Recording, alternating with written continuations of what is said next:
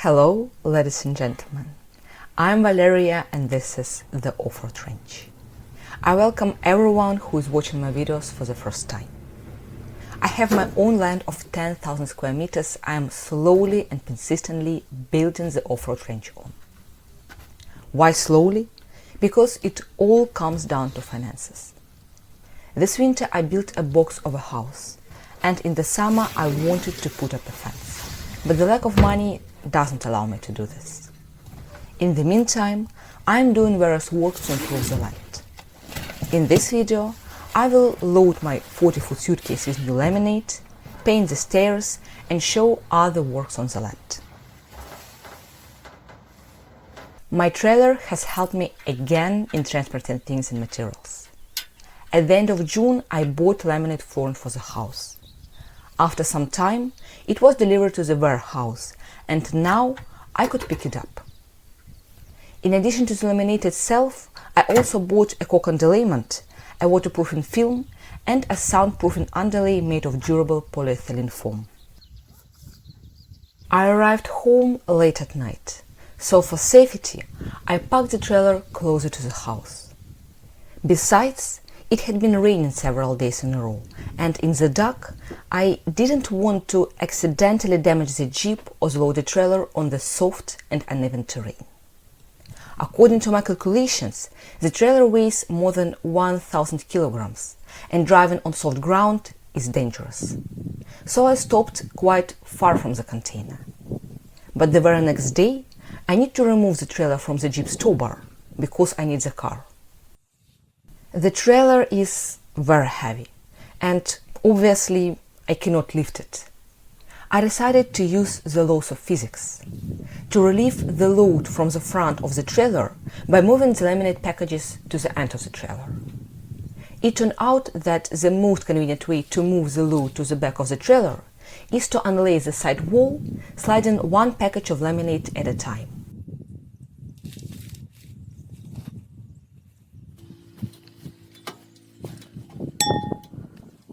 But no, I still couldn't remove the trailer drawbar from the tow bar, because the rear of the car was raised a little bit. So I decided to lower the trunk dynamically by jumping on it a little bit. By the way, I found this black table in a used goods chat and took it for free in exchange for a box of chocolates. I needed to work on my laptop.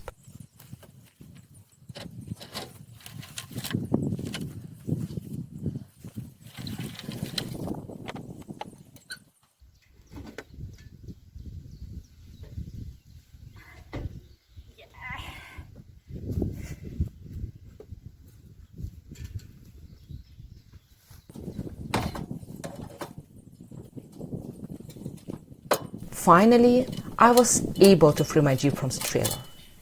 All this is very difficult. Of course, until I put laminate flooring in the house, it will be stored in the container.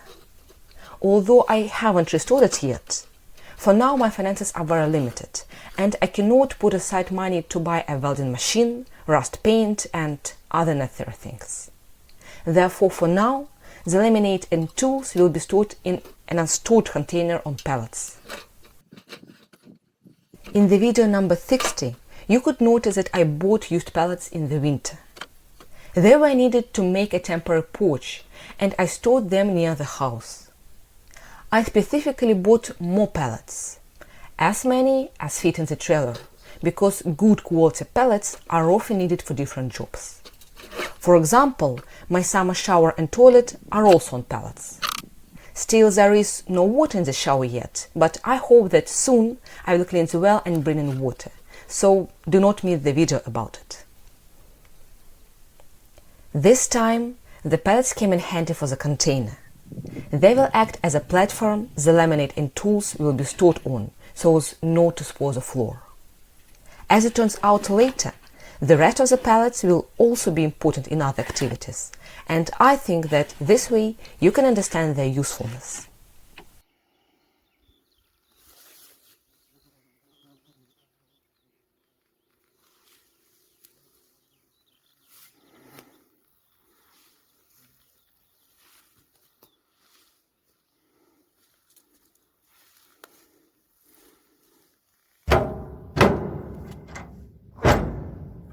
Since I prefer to use space and time as much as possible, since there was some free space left in the trailer, I bought other necessary things.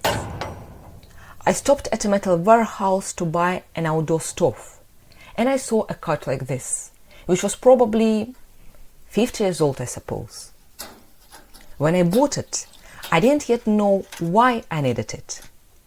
I just like it, and I knew for sure that I would use it somehow. And immediately upon arriving home, I understood how I could use this cart. It will not roll on the ground, but will be an excellent assistant for heavy loads inside the container. The pallets will be laid in 2 rows along the walls of the container, and where things will be stored on them. There will be a passage in the middle where, if necessary, I can put reinforcement up to 12 meters long. This is the length of the container.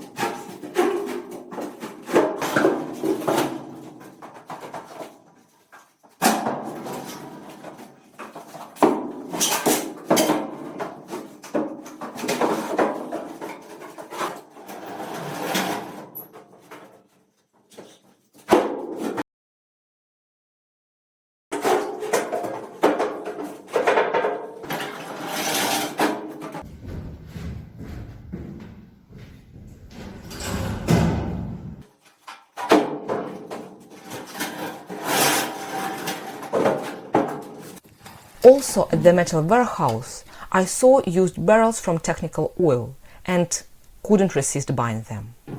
Now they are dirty, in the remains of oil. Moreover, I stained the bottom of the trailer with them. But after cleaning, they will be useful for storing materials or for storing waste, such as used oils, paints, and so on. I plan to build a garage in the future, and in a dry room, they will retain their condition for a long time. In addition to the barrels, I bought a used stove, and I will show you it later. It needs to be put in the order, painted with heat-resistant paint. I also bought some reinforcement rods and a metal pipe for the stove. You could see them at the very beginning of the video. The brown rolls are the laminate underlay made of Portuguese corkwood, and the blue plates are the soundproofing underlay. The amount and material of the underlay depends on the basic floor material in your house or apartment. In my case, I want to level out any possible unevenness in the floor as much as possible. I want to create high-quality sound insulation from the street and to insulate the floor as much as possible, since in winter the outside temperature can be as low as -35 degrees Celsius. I bought wear-resistant German laminate of high class. This class of laminate will serve up to 50 years and is designed for difficult operating conditions. In addition, the floor in the hallway and kitchen is subject to greater loads than the floor in the living room and bedroom.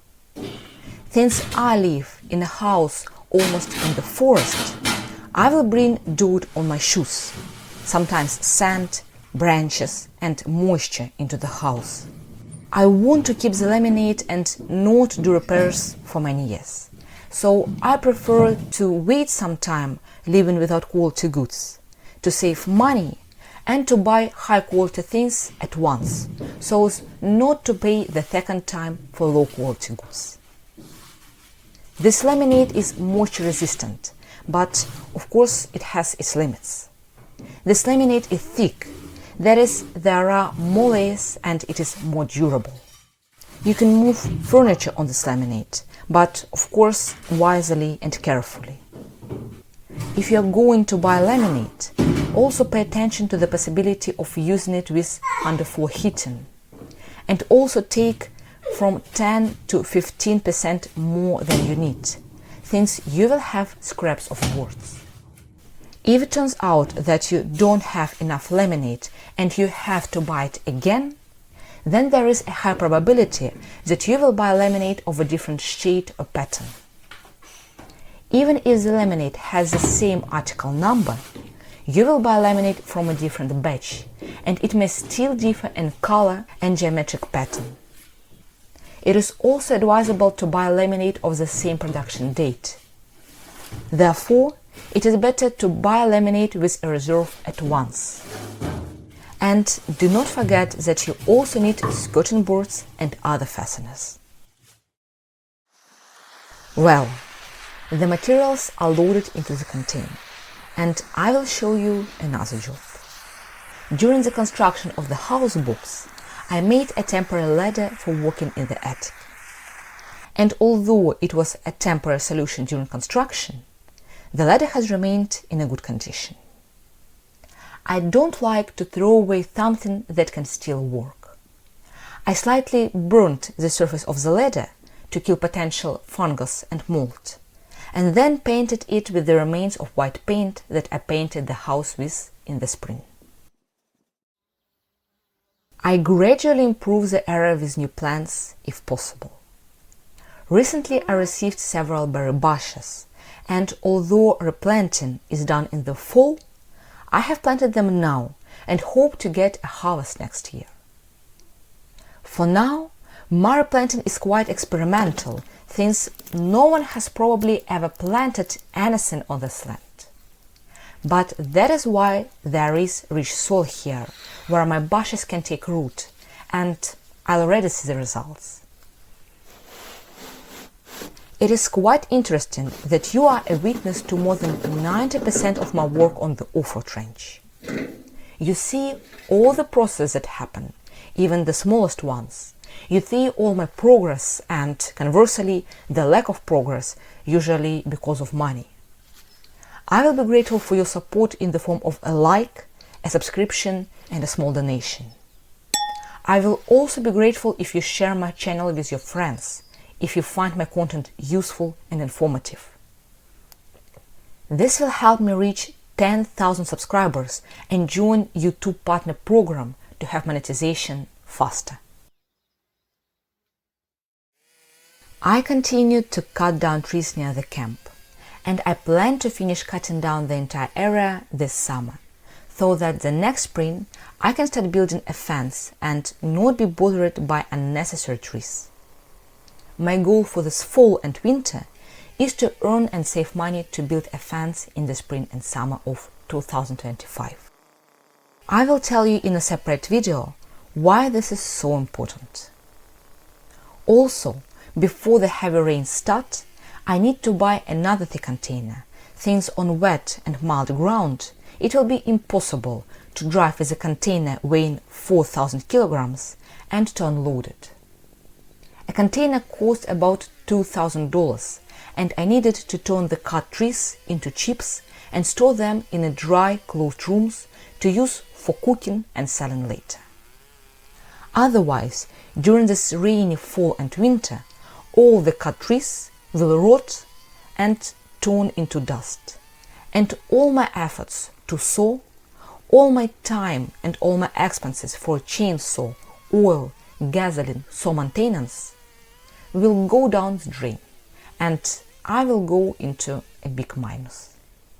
I hope that I will still be able to buy another container, and I will be able to show you turning cut trees into wood chips in the next videos.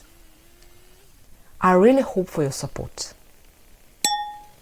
Sawing these 4 trees was difficult for me, although they are not thick.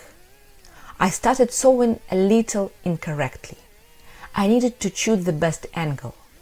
Because of this, I couldn't understand how and in what order I should cut them.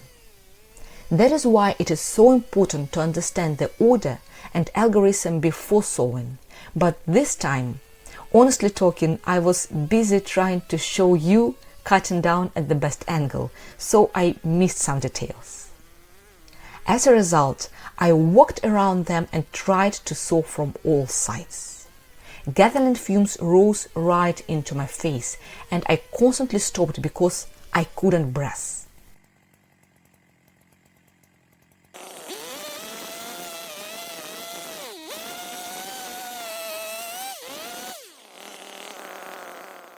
As a result, having sewed the fourth trunk from all sides, I finished sewing and turned off the camera.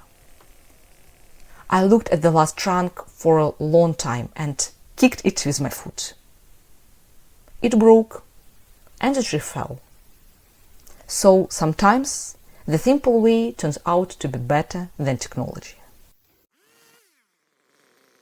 After all this, of course, I thaw all the large trunks and again take them to the woodshed. So it goes day after day. My work is varied, still calm. I take care of the trees, plant bushes, cut down the forest, take care of the tools and materials.